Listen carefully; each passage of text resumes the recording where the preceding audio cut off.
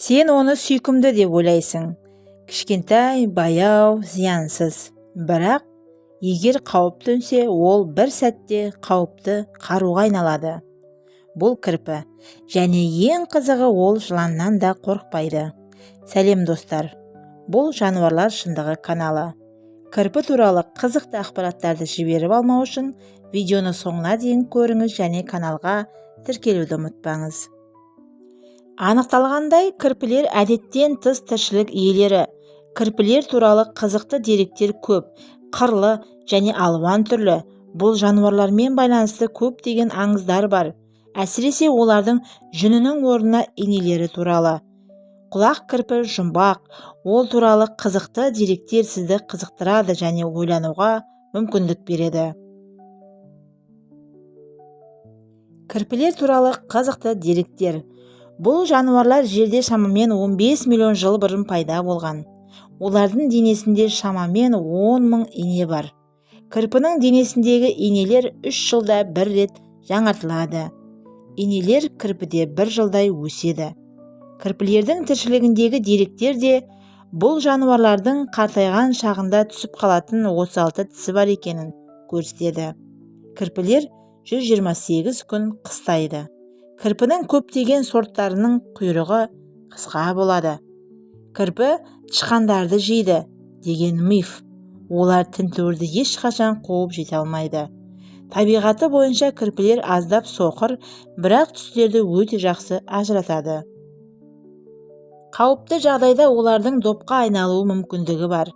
Ең күшті және қауіпті уланулар, мысалы мышьяк, циан қышқылы және сублиматтар кірпілерге әсер етпейді. Кірпі жыланның уына қарсы тұрса да, оларды ауламайды. Кірпі басқа үй жануарымен оңай байланысады және адамдарға үйретіледі. Макдональдс фастфуд тізбегі көптеген кірпілердің өліміне кінәлі болды. Бұл жаратылыстар кеселердегі балмұздақтың қалдықтарын жалаған кезде олардың басы балмұздақтың ішіне тығылып қалды деседі. Қуырылған кірпі сығандардың дәстүрлі тағамы болып саналады. Дүние жүзінде кірпілердің шамамен 17 түрі бар. Кірпілердің инелеріне көп кенелер жабысады. Кірпінің жаңа иіспен танысуы күлкілі құбылыс. Алдымен жануар затты жалап, дәмін көреді, содан кейін оған инелерді кіргізеді. Қысқы ұйқы кезінде кірпі өзінің салмағын көп жоғалтады, сондықтан ол оянғанда тамақ іше бастайды. Көктемде кірпі өзіне қауіп төнбеу үшін өз нәжісімен дәрет алып, сыртқа шыға бастайды. Кірпілер сүтті шынымен жақсы көреді, сол себепті олар көбінесе ферма маңында орналасады. Кірпілердің есту қабілеті мен иісі өте жақсы. Бұл жануардың байланысы ысқырық арқылы жүзеге асады. Ал кірпілер ашуланғанда күлкілі күңкілдейді. Кірпінің жүктілігі 7 аптаға созылады. Олар мүлде соқыр және инесіз туылады. Жаңа туған кірпілердің көздері тек 16-шы күні ғана ашылады. Бұл жануар жалғыз өмір сүргенді ұнатады. Кірпілер судан қорқады, бірақ олар суда жүзе алады. Кірпі жәндік қоректі жануар. Басқа жануарға қарағанда кірпінің денесінде кене көп болады. Кірпінің дене қызуы төмен, бар болғаны 2 градус. Кірпілер әлемді түрлі түсті реңктермен көреді. Кірпілер дене құрылысының ұзақтығына қарамастан, кірпілердің туысы емес. Ірі кірпілер 4-тен 7 жылға дейін өмір сүрсе, ал кішкентайлары 2 жылдан 4 жылға дейін өмір сүреді. Кірпілер өз-өзіне қол жұмсауға бейім емес. Кірпілер күндіз көбірек ұйықтайды, өйткені олар түнгі жануарлар болып саналады. Қысқы ұйқыдан аман өту үшін кірпінің салмағы кемінде 500 грамм болу керек. Кірпі күніне 2 километр қашықтықты басып өтеді. Кірпінің еркектері ешқашан өз ұрпағын өсірмейді. Күшті және өткір иісті сезген кірпі сілекеймен инелерін жаға бастайды. Кірпі не үшін өзіне у жағады? Кірпі шын мәнінде у өндірмейді, бірақ өзін ерекше қорғайды. Кірпі жаңа иіс сезсе, сілекей шығарады, оны денесіне жағады. Бұл не үшін? Жыртқыштарды шатастыру үшін. Яғни иіс өзгереді, жау оны танымайды. Кейде кірпі улы жәндікті немесе улы өсімдікті жалап алады. Сосын сол сілекейді инесіне жағады. Жыртқыш жақындаса жағымсыз иіс, бейтаныс дәм осыдан кейін шабуылдамай кетуі мүмкін. Кірпі кішкентай, бірақ ақылды, өзін үлкен және қауіпті етіп көрсетеді.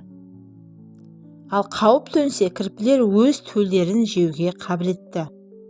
Қарашадан наурызға дейін кірпілер қысқы ұйқыға жатады және өз салмағының 40%-на дейін жоғалтады.